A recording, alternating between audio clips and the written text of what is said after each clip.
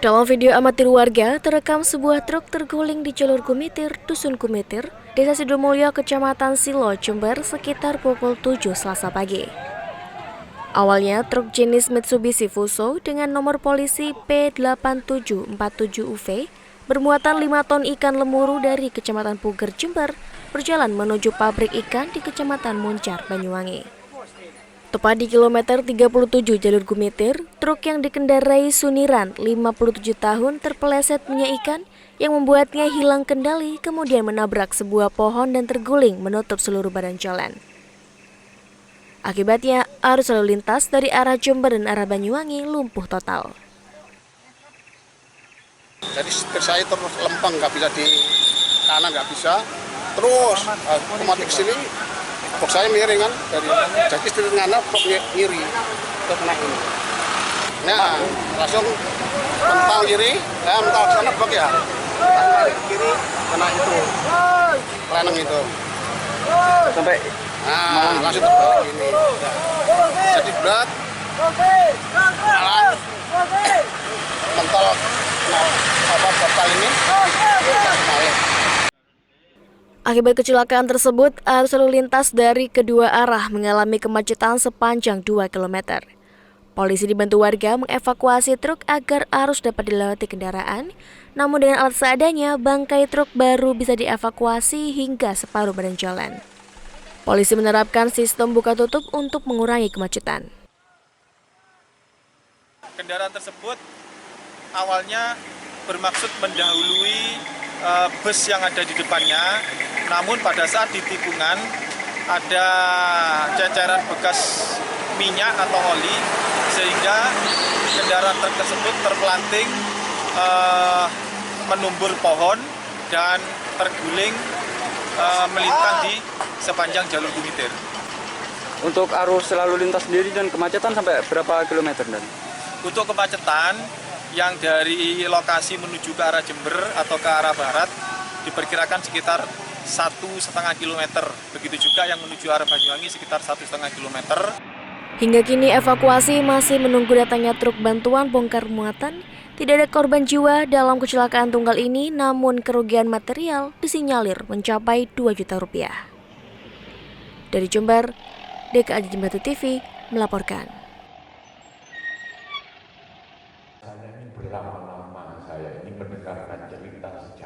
Peresmian Museum dan Perpustakaan Letkol Dr. Subandi dihadiri juga oleh seluruh anggota keluarga Dr. Subandi, perwakilan Kodam 5 Brawijaya, serta para OPD Kabupaten Jember. Museum Dr. Subandi ini bertempat di salah satu ruangan di Universitas Dr. Subandi, Kecamatan Patrang, yang nantinya terbuka untuk umum. Pembangunan museum ini awalnya atas gagasan pihak keluarga dan didukung oleh Lembaga Universitas Dr. Subandi. Koleksinya pun cukup beragam. Setidaknya ada 200 lebih arsip serta barang-barang peninggalan beliau sejak berjuang untuk kemerdekaan Indonesia. Sosok Letkol Dr. Subandi sendiri merupakan dokter yang seperjuangan dengan Letkol Muhammad Seroji. Keduanya sama-sama gugur saat menghadapi pasukan Belanda. Di museum ini sebagian besar benda koleksi merupakan milik putri kedua dan putri bungsu almarhum Dr. Subandi. Seluruhnya dihibahkan dengan harapan bisa menjadi pelajaran sejarah perjuangan bagi generasi milenial. Wakil Bupati Jember Muhammad Balia Firjaun Berlaman berharap langkah tersebut bisa menjadi amal jariah dan ladang pahala bagi almarhum Dr. Subandi, serta bisa membawa semangat perjuangan bagi generasi muda. Di sisi lain di Jember sendiri, ada 3 nama pejuang yang kini diusulkan menjadi pahlawan nasional, yakni Letkol Seroji, Letkol Dr. Subandi, dan Kiai Ahmad Siddiq. Jadi hari ini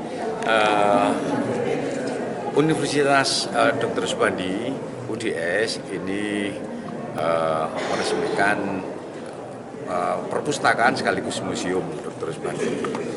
Nah, kami sangat bahagia, campur haru, campur macam-macam sudah setelah sedikit tadi di dalam ada koreografi terkait dengan perjuangan beliau.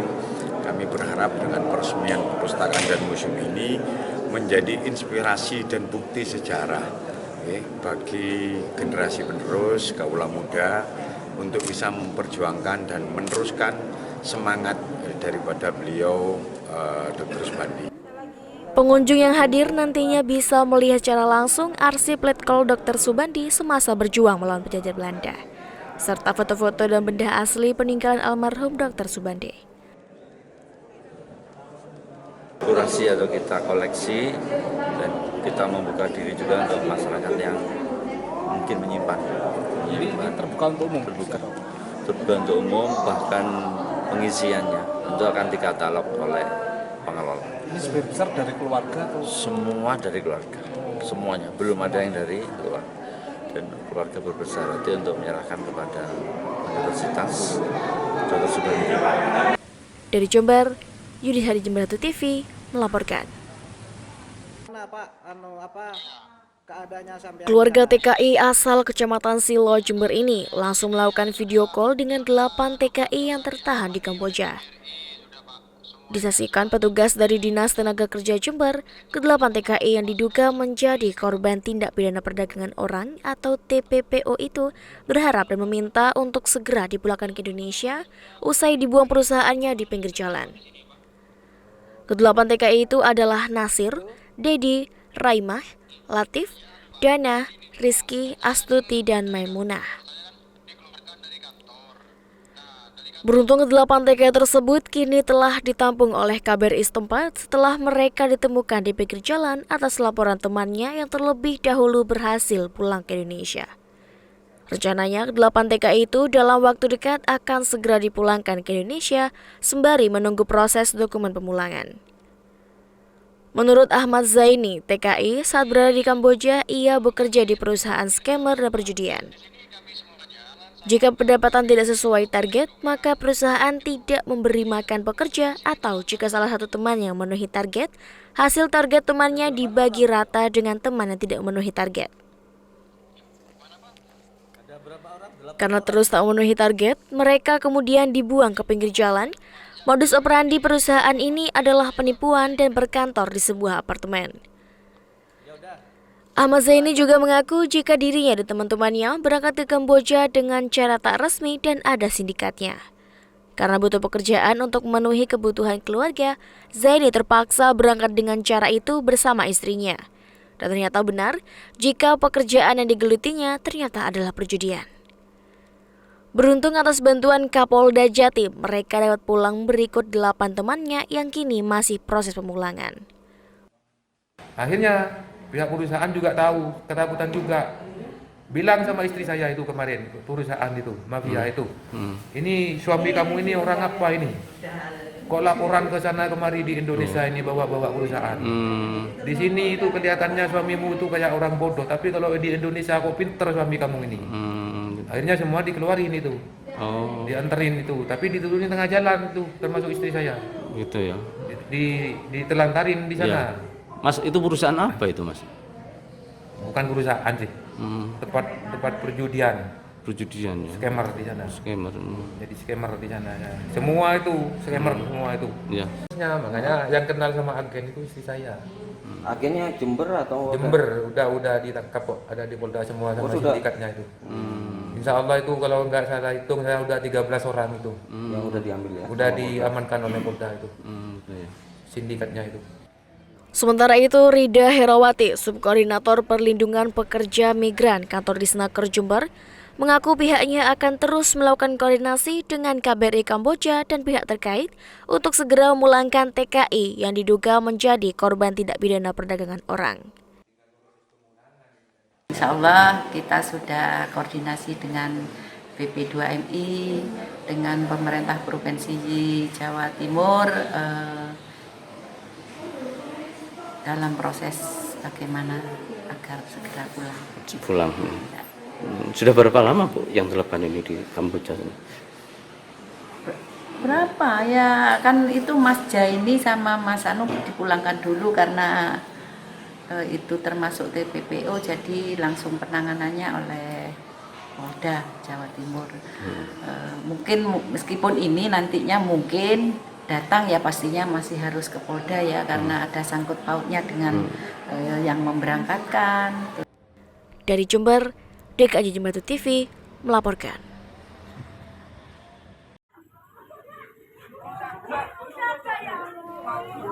Dalam video amatir warga yang sempat viral, pelaku ditangkap oleh warga dan sempat mendapat bogem mentah sehingga pelaku mengalami lebam di bagian wajah.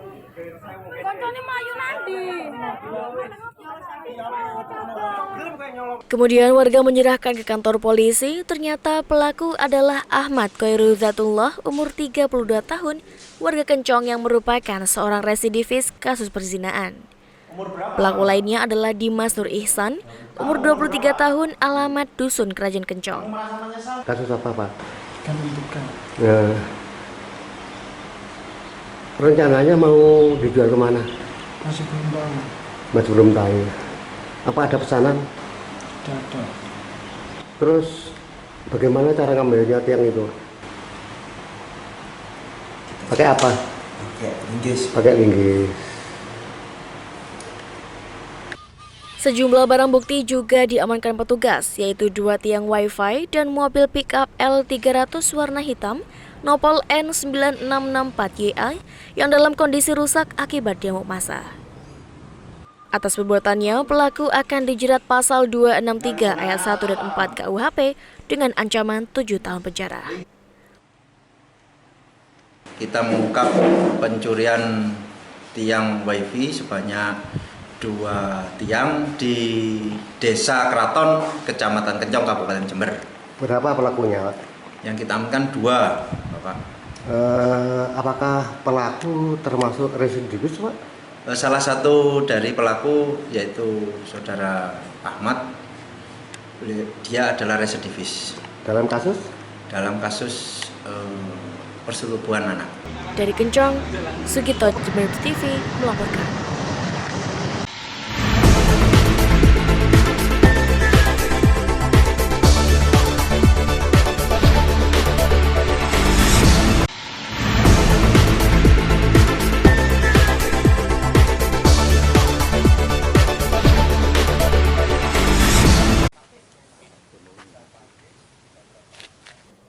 Diawali dengan kegiatan apel yang dipimpin langsung oleh Kapolres Jember AKBP Muhammad Nur Hidayat.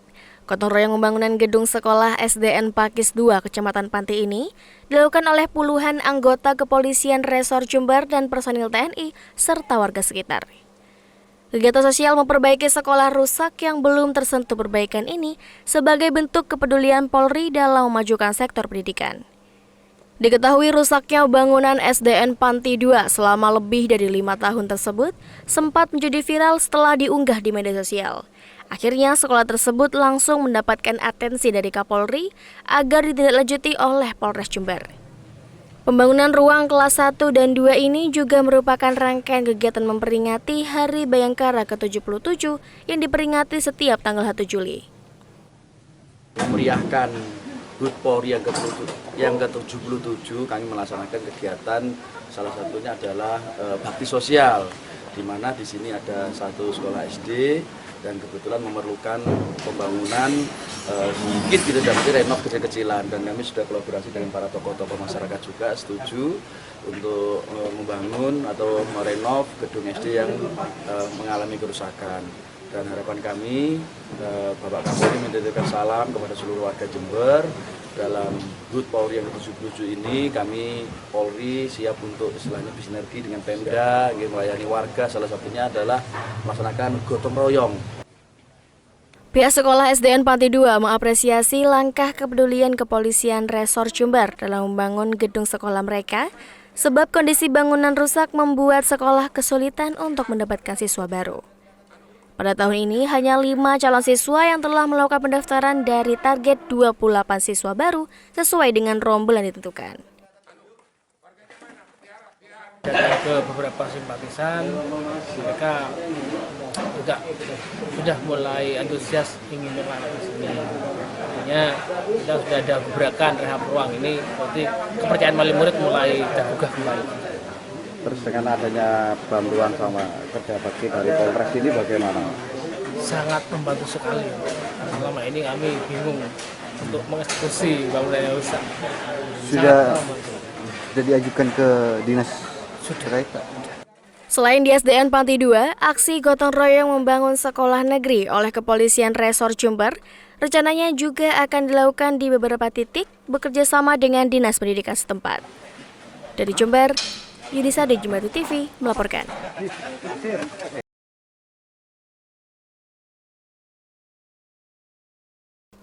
Hal tersebut disampaikan Kapolres Jember AKBP Muhammad Nur Hidayat dalam peringatan Hari Bayangkara ke-77 di alun-alun Kota Jember Sabtu pagi. Sebanyak 683 personil polisi RW dibantu TNI dan Satuan Polisi Pamong Praja pemerintah Kabupaten Jember diterjunkan ke lingkungan rukun warga di 248 desa dan kelurahan se-Kabupaten Jember. Keberadaan polisi RW ditujukan untuk melakukan deteksi dan pencegahan dini terhadap tindak kejahatan di lingkungan terkecil masyarakat, sehingga diharapkan potensi kejahatan dapat diminimalisir sebelum terjadi. Polisi RW bekerja dengan pendekatan humanis sehingga tercipta komunikasi dan koordinasi dengan seluruh elemen masyarakat sebagai upaya menjaga keamanan dan ketertiban. Untuk kegiatan personil kami sudah menyiapkan termasuk backup dari rekan-rekan TNI, dan memang untuk anggaran kami juga didukung oleh pemerintah daerah karena mungkin nanti ada hal yang bersifat kontingensi, tentunya kami akan tetap melapor kepada Pak Bupati ya selaku pemangku kepentingan daerah Kabupaten Jember. Sejauh ini ada berapa titik kerawanan kira-kira? Untuk titik kerawanan sampai ini nanti kita akan pola lagi ya, jadi secara dinamis semuanya tetap berjalan. Pola-pola yang sudah dipetakan oleh rekan-rekan semuanya sudah kami petakan, nanti secara dinamis semuanya mendekati.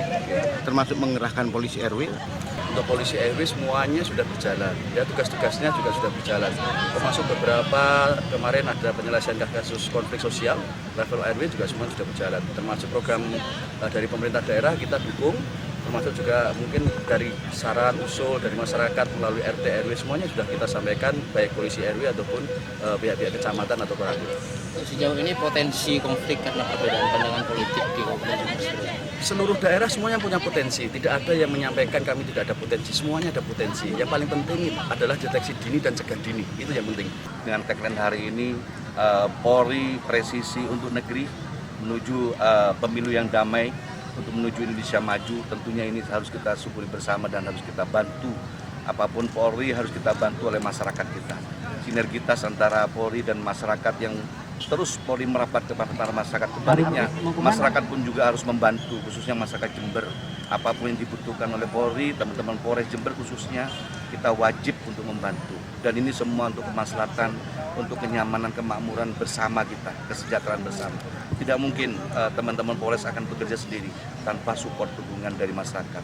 Sebaliknya, masyarakat tanpa dukungan masyarakat untuk Polres kita, tentunya ini menjadi satu kekuatan yang bersama. Di ulang tahun 77 ini, saya Bupati Jember dan Wakil Bupati Jember mengucapkan selamat kepada Polri di Hari Bayangkara yang 77 ini, dan saya mengajak serta seluruh masyarakat Jember, ayo bersama-sama kita dukung apapun yang menjadi program kerja Polri dan teman Polres Kabupaten Jember untuk kita bersama.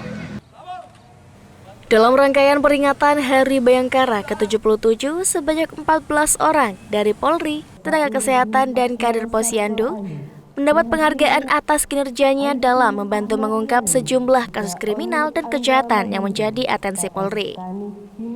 Dari Jember, Yudisa di Jembatu TV melaporkan. Sebagai kader Posyandu telah membantu kepada saudara-saudaraku pelaku seni budaya. AKP Sunarto selaku Kapolsek Balung didampingi oleh pengurus Dewan Kesenian Balung atau Dekap membuka langsung pagelaran kesenian Reok Ponorogo dan jaranan sekecamatan Balung. Kegiatan meriah ini dilakukan dalam rangka memperingati Hari Ulang Tahun Bayangkara ke-77. Sinergitas antara aparat dengan para pelaku seni tersebut sebagai wujud pelestarian budaya. Kapolsek Balung AKP Sunarto juga mengedukasikan kepada masyarakat untuk tidak terjerumus ke dalam perilaku negatif seperti miras dan tawuran. Kami Polsek Balung bersama dengan Dewan Kesenian Balung dalam rangka HUT Bayangkara yang ke-77 menggelar seni budaya jaranan dan reok Ponorogo sekaligus mensosialisasikan kepada masyarakat Balung no tawuran, no miras, dan no perkelahian.